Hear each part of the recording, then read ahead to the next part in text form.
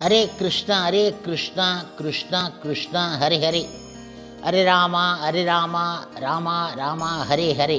குட்டி கதைகள் 155.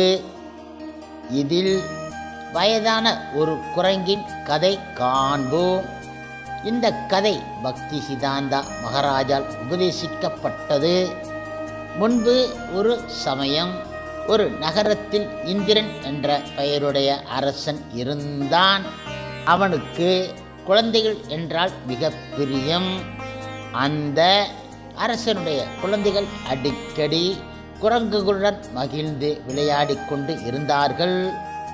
அதனால் அந்த அரசன் மனம் மகிழ்ந்து குரங்கிற்கு பலவிதமான ஆகாரங்கள் சாப்பிட கொடுப்பது வழக்கம். அந்த குரங்குகளின் வயதான தலைவனுக்கு, அதாவது மூத்த குரங்குக்கு, முழுமுதற் கடவுள் மற்றும் பரம புருஷ பகவான் ஸ்ரீ கிருஷ்ணரின் பக்தரான சாணக்கிய பண்டிதர், அவரின் சாஸ்திரங்கள், பிரகஸ்பதி, சுக்கராச்சாரியர் போன்றவரின் நீதி சாஸ்திரம் அதற்கு நன்றாக தெரியும். அதனால் அந்த வயதான குரங்கு மற்ற குரங்குகளுக்கு கல்வி கற்றுக் கொடுத்து வந்தது. இப்படியாக இருக்கும் சமயம் அந்த அரண்மனையில் ரோமமுள்ள ஆடுகள் குழந்தைகளை சுமப்பதற்காக வளர்க்கப்பட்டன. இந்த ஆடுகளின் கூட்டத்தில் ஒரு ஆடு ஆனது பலவிதமான ஆகாரம் சாப்பிடுவதற்கு மிக மிக ஆசை கொண்டது. அதனால் அந்த ஆடு பயமில்லாமல் சமையல் அறைக்கு சென்று பலவிதமான ஆகாரங்களை திருடி சாப்பிட்டது. இதனை கண்ட சமையல்காரன் பக்கத்தில் எது இருந்தாலும் அதை எடுத்து அந்த ஆட்டை அடித்து விரட்டுவான். இதையெல்லாம் கவனித்த வயதான குரங்கிற்கு மனதில் யோசனை தோன்றியது. ஓ ஆஹா, இந்த மாதிரியான சண்டை தொடர்ந்து நடந்தால் குரங்குகளுக்கு பிற்காலத்தில் ஆபத்து விளையும் என்று எண்ணியது. மேலும் அந்த குரங்கு கீழ்கண்டவாறு நினைத்தது. ஒரு கால் சமையல்காரன் இடம் நெருப்பு கட்டையால் ரோமமுள்ள ஆடு அடிபட்டால் நெருப்பு பற்றி கொள்ளும். அந்த நிலையிலேயே அந்த ஆடு பக்கத்தில் உள்ள குதிரை சாலைக்கு சென்று அங்கு உள்ள உலர்ந்த புல்லில் புரண்டால் நெருப்பு மேலும் பற்றி கொள்ளும். அதனால் குதிரைகளுக்கு கூட நெருப்பு பற்றி கொள்ளும். மிருக சிகிச்சை சாஸ்திரத்தில் மிருகங்களுக்கு தீக்காயம் ஏற்பட்டால் குரங்குகளின் கொழுப்பு மருந்தாக அளிக்கலாம் என சாலி போத்திர சாஸ்திரத்தில் கூறப்பட்டு இருக்கின்றன. அது மாதிரி நிகழ்ந்தால் குதிரைகளை சிகிச்சை செய்வதற்காக அரசன் எல்லா குரங்குகளையும் கட்டாயம் கொன்று விடுவான். இவ்வாறு அந்த குரங்கு நினைத்தது.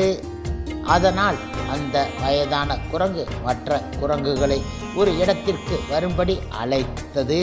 அங்கு அது கூறியது, ஓ, எந்த இடத்தில் சமையல் செய்பவனுக்கும் ஆட்டிற்கும் சண்டை நடந்ததோ அந்த இடத்தில் குரங்குகளின் நாசம் கட்டாயம் ஏற்படும். அதனால் நாம் எல்லோரும் அழிவதற்குள் இந்த இடத்தை விட்டுவிட்டு காட்டிற்கு சென்று விடலாம் என கூறியது. இப்பொழுது வயதான குரங்கு கூறியதை மற்ற இளங்குரங்குகள் கேட்கவில்லை. அவைகள் வயதான குரங்கை நோக்கி பின்வருமாறு விமர்சனம் செய்தன.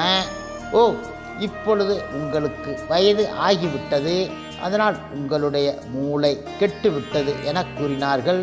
மேலும் ராஜகுமாரன் உடன் இங்கே அவர்கள் கையால் பலவிதமான ருசியுடன் அமிர்தம் போன்றவைகளை எங்களுக்கு சாப்பிட கொடுக்கின்றார்கள். இந்த ருசியான சாப்பாட்டை விட்டுவிட்டு காட்டிற்கு போய் அங்கு இருக்கும் புளிப்பு, கசப்பு, காரம், ரசமில்லாத பழங்கள் இவைகளை உண்ண முடியாது என்றன. இந்த அகங்காரமான வார்த்தையை கேட்ட வயதான குரங்கு கூறியது, ஓ முட்டாள்களே, உங்களுடைய இந்த சுகத்தின் கடைசி நிலை பரிணாமம் என்ன என உங்களுக்கு தெரியாது.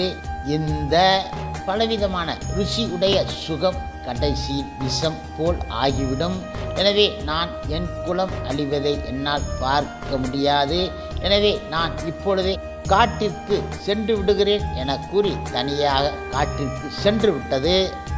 இது இவ்வாறாக இருக்க ஒரு நாள் வயதான குரங்கு நினைத்தது போல் அந்த நிகழ்ச்சி நடந்துவிட்டது. அதனால் குதிரை சாலையில் தீப்பிடித்தன. தீயினால் சில குதிரைகள் இறந்துவிட்டன. சில குதிரைகள் அங்கும் இங்கும் சென்று தீக்காயங்களுடன் இருந்தன. இதை பார்த்த எல்லா மனிதர்களுக்கும் இப்பொழுது பயம் ஏற்பட்டு விட்டது.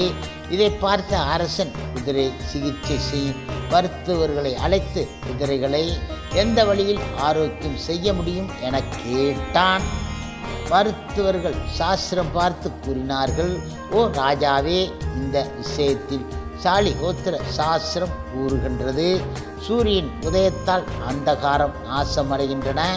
அந்த மாதிரி குதிரையின் தீக்காயங்களுக்கு குரங்கனுடைய கொழுப்பினால் நிவர்த்தி செய்ய முடியும் என்றார்கள். உடனே அரசன் அந்த மாதிரியே குதிரைகளுக்கு சீக்கிரம் ஆரோக்கியம் ஆவதற்காக தீவிர சிகிச்சை செய்யுங்கள் என்றான் அவன்.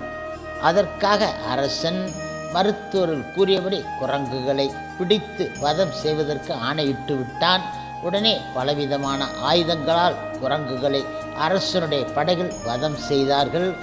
இப்பொழுது குரங்கு கூட்டங்களின் மரண செய்தியை கேட்ட வயதான குரங்கு மிக மிக துன்பம் அடைந்தது.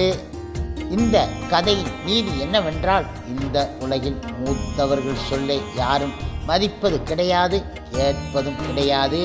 இந்த கதையில் கூட மூத்த குரங்கின் அறிவுரையை கேட்காத இளங்குரங்குகள் கடைசி செத்து மடிகின்றன. மனம் ஒரு குரங்கு கூட்டம் வினாடிக்கு வினாடி கிளைகள் தோறும் தாவுவது போன்று விஷய வாசனையால் கட்டுண்டு கிடக்கின்றன. அனுபவம் வாய்ந்த குரங்கு இதில் வரும் புத்திமான் பலவான் ஆவான் என்பது போல் அந்த குரங்கு தனது புத்தியால் தப்பித்து விட்டது. மேசம் என்ற ஆடு தினசரி வயிறு வளர்க்கும் நிலையை சொல்லும் பாடமாகும். குதிரைகளுக்கு ஆபத்து என்பது பிராணனுக்கு ஏற்படும் சங்கடம். குரங்கு கொழுப்பு என்பது மனம் அடங்கிய நிலையில் ஏற்படும் மருந்து. எனவே இந்த கதை மூலம் நாம் தெரிந்து கொள்ள வேண்டிய தத்துவம் என்னவென்றால், வயிற்றுப்பசியை போக்கும் வெறும் செம்மறி ஆட்டை போல் இருக்காமல், அலைபாயும் மனமுள்ள குரங்கு குட்டி போல் வாழாமல், அனுபவம் வாய்ந்த குரு போன்ற மூத்தோர் சொல் கேட்க வேண்டும். அதாவது பிராணனை அரிபஜனைக்கு ஆக்க வேண்டும். அப்பொழுது உன் மனக்கொழுப்பே அதற்கு மருந்தாகும். மனம் எனும் குரங்கை அடக்குவதற்கு சரணாகதியில் அது அடங்கிவிடும். ஹரே கிருஷ்ணா ஹரே கிருஷ்ணா கிருஷ்ணா கிருஷ்ணா ஹரே ஹரே, ஹரே ராமா ராமா ராமா ஹரே ஹரே. சில பிரபுபாதரின் சேவையில் இஸ்கான் பக்தர்கள்.